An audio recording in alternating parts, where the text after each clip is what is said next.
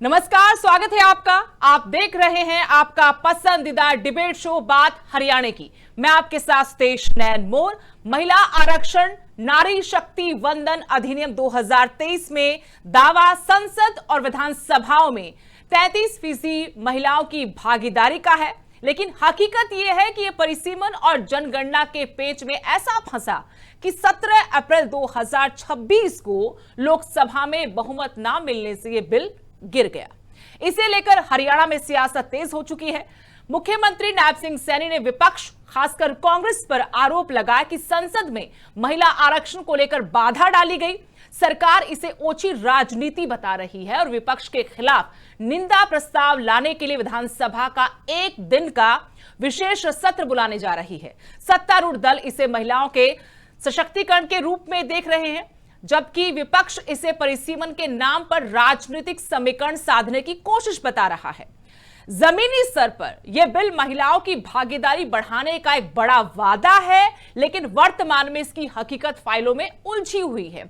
इस महत्वपूर्ण विषय पर चर्चा से पहले आपको दिखाते हैं स्पेशल रिपोर्ट।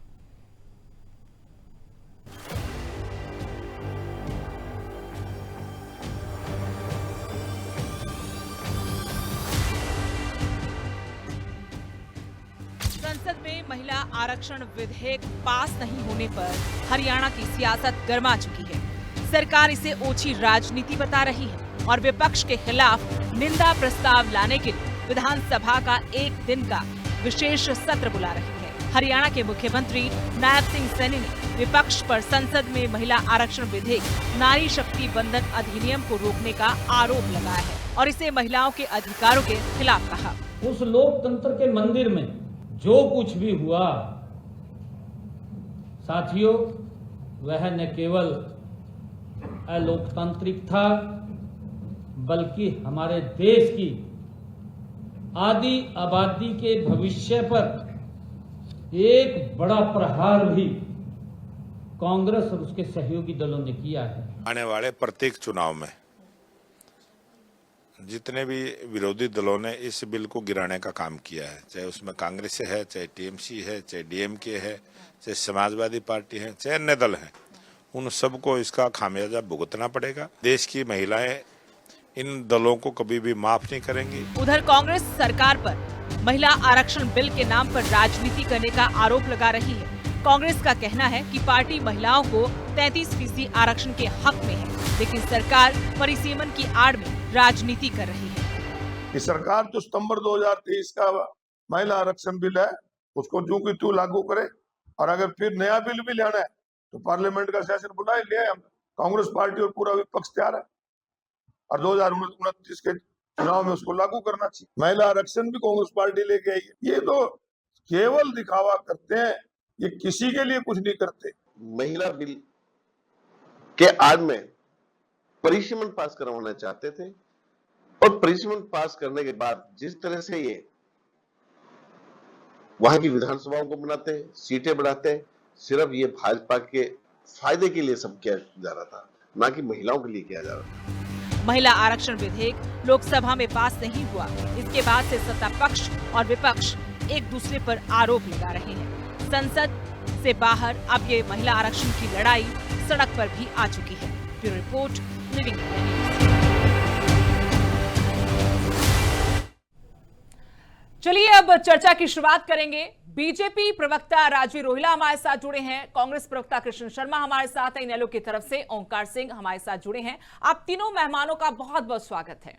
और मेरा पहला सवाल कृष्ण शर्मा जी आपसे है। सरकार विशेष सत्र बुलाने की तैयारी में है, एक दिन का सत्र होगा और उसमें आपकी पार्टी के खिलाफ निंदा प्रस्ताव लाया जाएगा।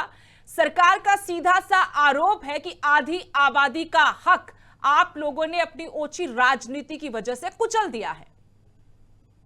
मैडम जी, पहले तो आपको और आपके चैनल को, आपके दर्शकों चैनल को नमस्कार और मेरे भाई पैनलिस्ट राजीव रोहिला जी, ओंकार सिंह को प्रणाम। देखिए मैडम जी, जो भाजपा के लोग हैं, इनकी बातों के, इनकी स्ट्रेटजी के, इनके एक इनकी सोची समझी रणनीति होती है जो पहली क्लास के बच्चों की होती है। एक बात बताइए, 2023 में जब पूर्ण बहुमत था इनके पास, राज्यसभा में भी और लोकसभा में भी। और 2000 जो लोकसभा आने वाला था, तो उन्होंने 2023 में ये पास करके कह दिया भाई 2029 में इसको लागू होगा, महिलाओं का आरक्षण 33% है। तो मैडम जी, अब इन्होंने ऐसा कौन सी बात थी कि अब लागू करने का कौन सा नियत था? क्या ऐसी आवश्यकता थी अभी? एज प्रेजेंट ये आवश्यकता थी मैडम जी। पश्चिम बंगाल में और तमिलनाडु में जो चुनाव है उसमें ये लेके आए, 3 दिन का सेशन बुलाया और उसमें कांग्रेस और विपक्षी जो इंडिया गठबंधन था उनको ये दिखाने की कोशिश करी कि जो इंडिया गठबंधन है वो महिला विरोधी है। मैडम जी, जब ये 2023 में पास करवाया, सभी विपक्षी दलों ने मिलके, मात्र कुछ ही वोट इसके खिलाफ में पड़े थे, तब इंडिया गठबंधन के खिलाफ कैसे था? महिलाओं का आरक्षण देना तो कांग्रेस का मतलब एक एजेंडा था। 2010 में श्रीमती सोनिया गांधी जी लेके आना चाहती थी, भाजपा ने और विपक्षी लोगों ने उसका विरोध किया था, स्टैंडिंग कमेटी में मामला भेजा था। और अब ऐसी क्या आवश्यकता थी? ये ऐसी कौन सी अच्छी राजनीति करना चाहते हैं देश को? क्या देश को ऐसे ही इन्हीं मुद्दों में बरगलाकर महिलाओं को देना लेना नहीं है? अभी हरियाणा में आप समझते हैं मेयर के चुनाव है मैडम जी, अब इन्होंने कितने लोगों को टिकट दिया? हमें 2 महिलाओं को टिकट दे दिया। मेयर चुनाव में कितने परसेंट होता है ना, 66% दे दिया महिलाओं को आरक्षण की। अगर ये आरक्षण देना चाहते हैं वास्तव में, तो मैडम जी 2023 में और जो 24 का चुनाव था उसमें इलेक्शन में दे देते। सरकार क्या नहीं कर सकती? सरकार जब अपने पे करने पे आती है मैडम जी, इनके तो बिल पास होते हैं लोकसभा में, राज्यसभा में पास होता है, शाम तक राष्ट्रपति साइन कर देती है। इनके तो कोई बात रुकती ही नहीं मैडम जी, ये तो दिन के दिन नोटिफिकेशन में साइन कर कृष्ण देते शर्मा हैं। जी, आप कह रहे हैं कि ये जानबूझकर हुआ है, ये मास्टर स्ट्रोक है, ये झटका नहीं है बीजेपी के लिए? बिल्कुल, ये जानबूझ के मैडम जी देश को, इनके पास क्योंकि एक माहौल है, जनता इनको पसंद नहीं करती, अब इनको घेरना चाहती है, या महिलाओं की आड़ में अपनी रोटियां सेकना चाहते हैं कि महिलाएं अब ये समझे कि इंडिया गठबंधन जो है, विपक्ष जो है, वो महिलाओं के खिलाफ है, जबकि वास्तव में मैडम जी ये खिलाफ है। राजवीर जी सुन रहे हैं आप? वो कह रहे हैं कि आप ये प्रोपेगेंडा कर रहे हैं। आरोप सीधे सीधे ये लगाया जा रहा है कि आप राजनीतिक रोटियां सेक रहे हैं महिलाओं के नाम पर। करना कुरना कुछ नहीं था। चुनाव है तमिलनाडु जैसे राज्य में जहां आप जमीन तलाश रहे हैं सियासी चुनावी, वेस्ट बंगाल में भी आप चाहते किसी भी तरीके से सत्ता में हम लोग आ जाएं, तो ये जो टाइमिंग है इसको लेकर भी सवाल उठा रहा है विपक्ष। देश की सभी बहन बेटियों और महिलाओं को नमन करते हुए अपनी बात को शुरू करता हूं। ये जो नारी अधिनियम वंदन बिल था, ये बिल ऐतिहासिक था और उसका पास न होना वो एक काला दिन था। और जो विपक्ष अपनी जीत बता रहा है हमारी जीत हुई है, तो ये उनकी हार है, नैतिक हार है उन लोगों की। क्योंकि भारतीय जनता पार्टी की सरकार जब 2014 से आई है, तो हम लोगों ने सोशल जस्टिस पे काम किया, सामाजिक न्याय पे काम किया, हमने विकास और विरासत पे काम किया। और रही बात महिलाओं की, तो हरियाणा में तो 50% जो आरक्षण है पंचायती राज में, तो हरियाणा सरकार ने देने का काम किया था 2020 में। तो भारतीय जनता पार्टी नरेंद्र मोदी जी ने लगातार इन चीजों पे काम किया है और वो काम धरातल पर दिखा भी है। लेकिन जो विपक्ष की मंशा है, विपक्ष तो वैसे ही साफ हो रखा है, इसमें मुझे कहने की आवश्यकता नहीं है। कहाँ बचा है विपक्ष आज? लेकिन ये अंतिम ठोकी लोगों ने। अगर साहब है तो पास कर लेते, अगर विपक्ष नहीं है भाई साहब तो पास कर ही लेते आप, विपक्ष है नहीं। लेकिन निंदा प्रस्ताव को हम कैसे देखेंगे राजवीर जी? अब निंदा प्रस्ताव के लिए एक विशेष सत्र बुलाने जा रही है सरकार, इसके क्या मायने हैं? ये क्यों है? क्या ये राजनीति को देखते हुए किया गया फैसला है या वाकई में गंभीर है सरकार आपकी पार्टी? ये समझना चाहते हैं आपसे हम। भारतीय जनता पार्टी की केंद्र की सरकार और हरियाणा सरकार जो नायब सैनी जी के नेतृत्व में है, ये सरकार महिलाओं को उनका अधिकार दिलाने के लिए तत्पर है और 50% भी हमने किया था। और जो निंदा प्रस्ताव है, वो निंदा प्रस्ताव सेशन जो बुलाया जा रहा है, वो सेशन इन लोगों को एक्सपोज करने के लिए बुलाया जा रहा है। इन लोगों की मानसिकता क्या थी, हम लोगों ने क्या किया है। भारतीय जनता पार्टी की सरकार ने जो लोकसभा में जो वो बिल लेके आए और उस बिल पर जो इन लोगों ने अपना प्रतिकार किया, वो प्रतिकार अब जन जन तक लेके जा रहे हैं। आज हर महिला जो सोचने समझते हैं, जो राजनीति में रुचि रखते हैं, सबको पता है इस चीज का। भाई इन्होंने महिलाओं का कितना बड़ा नुकसान किया है। तो ये कोई मतलब लेकिन छुपी विपक्ष बात कह रहा है थोड़ा कि परिसीमन को साइड रखकर भी काम हो सकता है, हम आज भी तैयार हैं, फिर से बुलाए जी मैं संसद।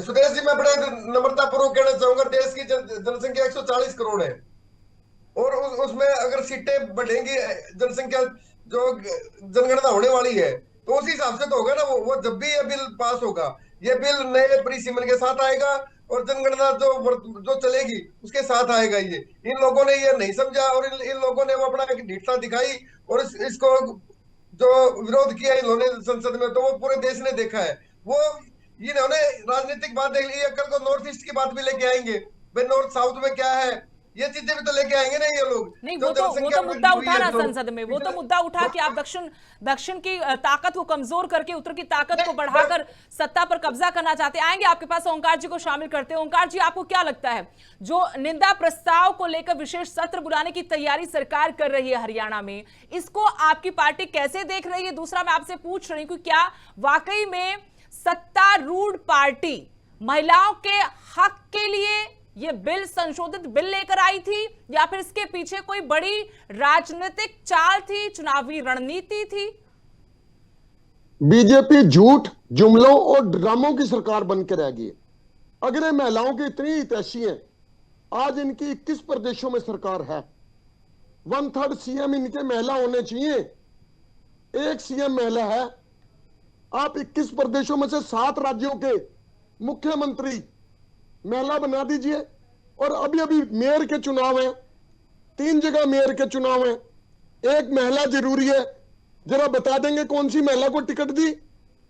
और सबसे बड़ी बात, 2024 में विधानसभा के चुनाव में मात्र 10 महिलाओं को टिकट दी इन्होंने। कहां दिया 1/3? ये ड्रामेबाजों की सरकार है। और एक चीज कहना चाहूंगा, किसी भी विषय पर बिल तो एक ही बार आएगा। 2023 में 20 सितंबर 2023 लोकसभा में जो बिल पारित हुआ, महामानव ने पारित कराया, वो क्या था? और 21 सितंबर वो बिल राज्यसभा में पारित हो गया, और पारित भी टोटल बहुमत से, एक भी पक्ष में विरोध में वोट नहीं डली। लोकसभा में 454 वोट पक्ष में डली, मात्र 2 वोट विरोध में डली, सारे विपक्ष ने साथ दिया। अब क्या बीमारी है इनको? और उस बिल को 16 अप्रैल 2026 को नोटिफाई किया गया। 3 साल तक यहां दबा के रख लिया बिल को। क्यों? आज लोकसभा में कितनी सीट है सुदेश जी? 543 सीट है। बात आज की होनी चाहिए। आज आप 543 सीट के ऊपर लागू कीजिए। जब नई जनगणना होगी, क्योंकि हमारी जनगणना 2011 की हो रखी है, जब नई जनगणना होगी उस जनगणना के अनुसार, क्योंकि कानून में प्रावधान है 1/3, जब हमारी सीटें 850 हो जाएंगी, 1000 हो जाएंगी, तो 1000 के ऊपर लागू हो जाएगा। आज क्या बीमारी है तुम्हारे को? आप क्यों आज लागू नहीं करना चाहते? आज 543 सीट है, आज लागू कर दो। और फिर इनसे ये पूछ लो, बंगाल में चुनाव लड़ रही है, कितनी महिलाओं को टिकट दिया?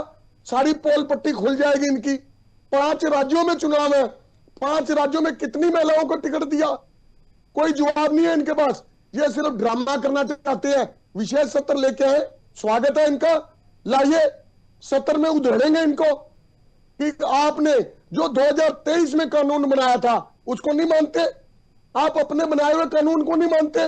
मोदी जी ने 2000 का नोट चलाया था, वो भी नहीं मानते, 2000 का नोट भी रद्दी कर दिया, अपना बनाया हुआ कानून भी रद्दी कर रहे हो।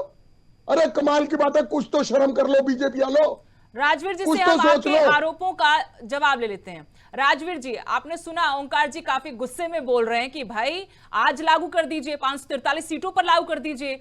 कई राज्यों में चुनाव हो रहे हैं, आगे भी चुनाव होंगे 2029 से पहले, वहां पर क्यों नहीं लागू कर देते? क्यों आप परिसीमन का इंतजार कर रहे हैं? क्यों सीटें बढ़ने का इंतजार कर रहे हैं? क्यों 850 होंगे तभी नियम लागू होंगे, कानून लागू होगा?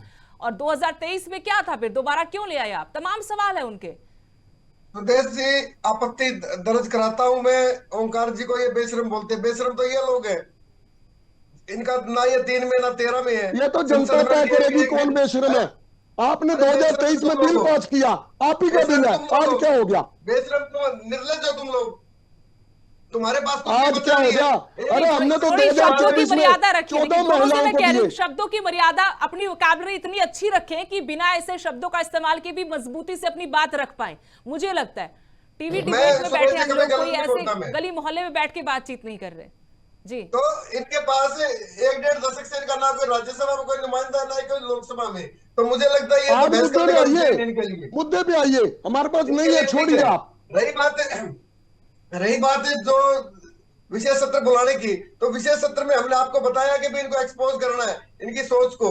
और जो ये इन्होंने बात कही भाई इनको डर है भाई बंगाल चुनाव का, तमिलनाडु चुनाव का, वो अरे आप पार्टी ये लड़ती है बताइए, चुनाव। 2023 का वो- बिल वो नहीं मानते चुनाव- आप? वो चुनाव आप इन्हें अरे बनाया था आराम वो करो ना कानून? आप। आप आराम अपने करो ना, कानून को वो नहीं हमारी मानते, मर्जी, आप क्यों बात कर अपने रहे हो? बनाए हुए नोट को नहीं मानते, मैं बताऊंगा। अपने बनाए हुए मैं कानून को बताऊंगा नहीं आपको। मानते, कैसे लोग हो आप?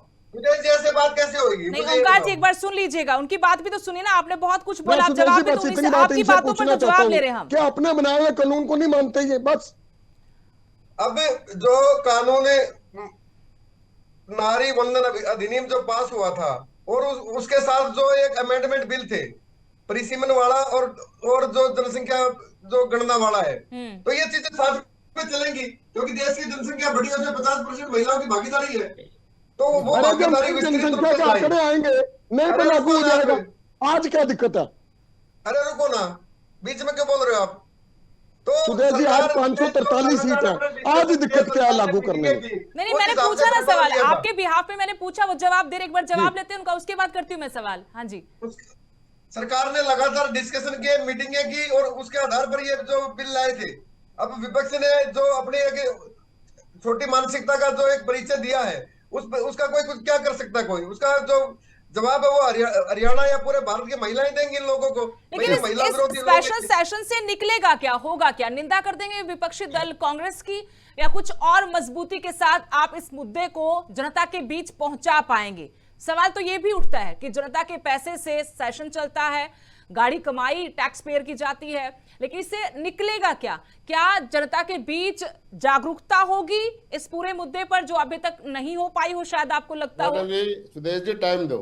हाँ कृष्ण आते हैं आपके पास, एक बार राजवीर जी से सवाल। मैं जस्ट कंक्लूड करता हूँ। सुदेश जी को एक दिन का विशेष सत्र बुलाया जाएगा, उस सत्र की गूंज पूरे हरियाणा में जाएगी और हर महिला को हम बताएंगे भाई ये जो महिला विरोधी चेहरा जो कांग्रेस का और जो इनेलो जिसके पास कुछ बचा नहीं है, हर महिला को यह भी बता देना 2023 में हमने कानून बनाया था, हम लागू नहीं कर रहे, ये भी बताना साथ में। और ये लोग महिला विरोधी है और उसके लिए हमारी भारतीय जनता पार्टी की जो सरकार है और संगठन है और जो आम जो बुद्धिजीवी लोग हैं सब आते हैं ओंकार जी, पहले कृष्ण शर्मा जी को शामिल करेंगे। ठीक है राजवीर जी। कृष्ण शर्मा जी, सीधे सीधे बीजेपी की तरफ से ये आरोप है कि आप तो महिला विरोधी हैं, आप चाहते हैं कि आधी आबादी को उसका थोड़ा भी हक मिले। हकदार तो बहुत की है, लेकिन कम से कम 33% पर ही आकर आप मान जाते और साथ देते। सुदेश जी, जो नारी अभिनंदन आरक्षण लटकाऊ बिल इन्होंने पास किया 2023 में, वो क्या था और अब जो ये लेके आए ये क्या था? मैडम जी, पूर्ण बहुमत से जो बिल पास हो चुका है, उस समय विपक्ष ने मांग की थी मैडम जी, आपको याद होगा कि 2029 क्यों? प्रियंका गांधी जी ने आवाज उठाई थी, सोनिया गांधी जी ने आवाज उठाई थी, सभी विपक्षियों ने कहा था भी 2029 क्यों? अब आप 2024 में लागू क्यों नहीं कर रहे? बोला नहीं, ये बाद में करेंगे। उस समय इन्होंने महिलाओं की वोट ली मैडम जी 2024 में भरमा के, ये महिलाओं को लटकाना चाहते हैं, लटकाऊ भी लाइए, ये इसको लटकाऊ। शर्मा जी मुझे एक बात बताइए, परिसीमन से इतना डर क्यों है कांग्रेस को? क्या आप लोगों को वाकई में लगता है कि चुनावी जो मैप है, इलेक्टोरल जो मैप है, उसको पूरी तरह से बदल के रख देगी भारतीय जनता पार्टी परिसीमन के बहाने से? मैडम जी, अब ये क्योंकि इनकी 300 से 240 पे ये आके लटक गए थे, इनको अब डर है जो चुनाव होने वाला है, इनकी 100 से कम सीटें जो आने जा रही है, ये छोटे छोटे जो शहर के टुकड़े कर करके अलग अलग छोटे छोटे क्षेत्र, संसदीय क्षेत्र बढ़ा के, और जहाँ पे मतलब लोग इनकी जो सुनते हैं, जो लोग शहरी वोटर जिसको हम बोलते हैं, हमारे भाई हैं, उनको ये आसानी से जो भरमा लेते हैं। इनको ये नहीं पता चौधरी बंसीलाल ने 1974 में परिसीमन किया था, उसके बाद वो सत्ता में नहीं आ पाए। परिसीमन और वोट करने वाले जो वोट बढ़ाते हैं गलत वोट, मैडम जी, वो बढ़ा सकते हैं परिसीमन, लेकिन वो कभी सत्ता में दोबारा नहीं आते। तो आपके लिए तो अच्छा है ना, फिर करने दीजिए परिसीमन। अरे मैडम ठीक कर जी, रहे फिर तो आपके परिसीमन लिहाज से क्या पता आपका तुक्का लग जाए फिर इस बहाने से। सुदेश जी, हमने इनको कहा है कि जातीय जनगणना जो कानून पास हो चुका है पार्लियामेंट में, आप जातीय जनगणना कराइए, उसके बाद लेकिन परिसीमन महिलाओं को आरक्षण की जहां तक बात है शर्मा जी, वहां जातीय आधार नहीं है, सुदेश जी, वहां लिंग आधार है। अच्छा एक बात समझिए, परिसीमन ये चाहते हैं, लेकिन परिसीमन किस बात पे चाहते हैं मैडम जी? इन्हीं वोटों पे जो मतलब इस समय जो हमारी सीटें हैं उसी पे परिसीमन चाहते हैं। मतलब जो आप जीत चुके उन्हीं पे परिसीमन चाहते हैं, ये आप कह रहे हैं? नहीं, जो इस समय सीटें हैं हाँ। इन्हीं का परिसीमन चाहते हैं, इन्हीं का, इसी का। सुदेश जी, मैं अपनी बात पूरी करना चाहता हूं। हाँ ओंकार जी कहिए, फिर मैं आती हूँ रोहिला साहब आपके पास। हाँ जी ओंकार जी। मेरा ये पूछना है कि आज देश में 543 लोकसभा की सीट है। 2011 में हमारी लास्ट जनगणना हुई थी। नई जनगणना जब आएगी तब उस जनगणना के अनुसार जितनी सीट बनेगी तब लागू कर देना। आज जो 2023 का बिल है उसको ठंडे बस्ते में क्यों डाल दिया, उसको लागू क्यों नहीं कर रहे? और कितने महिलाओं के हितैषी हैं? संदीप सिंह एमएलए जो इनका खेल मंत्री था पिछली बार, उसको विधानसभा में बचाया खट्टर साहब ने। सुभाष बराला के बेटे विकास बराला जिसने महिला लड़की को छेड़ा, उस पर क्या कार्रवाई करी? आज कितने रैपिस्ट इनकी पार्टी में शामिल हैं, आंकड़े जारी कर दो। ये सिर्फ वोट की राजनीति करते हैं।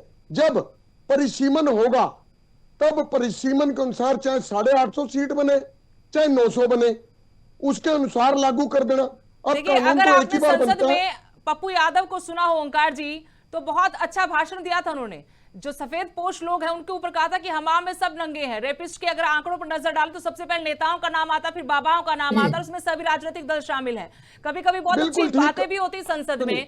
चलो, है? मैडम जी, लोकतंत्र का मंदिर है वो। मैडम जी, बिल्कुल ठीक कहा मैडम आपने। जी, अगर लेकिन इनकी जो नीयत पार्टी- साफ है, जो पार्टी संयुक्त पहले ही अधिवेशन जनता बुलाएं, के सामने निर्वस्त्र संयुक्त हो अधिवेशन चुकी में है। आगे कर दे पास, बीजेपी का तो कौन रोक रहे हैं सबको इनको? मालूम है कि इसमें कितने रैपिस्ट हैं, सबको मालूम है।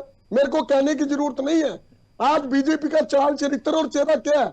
जितने अपराधी हैं सारे बीजेपी में।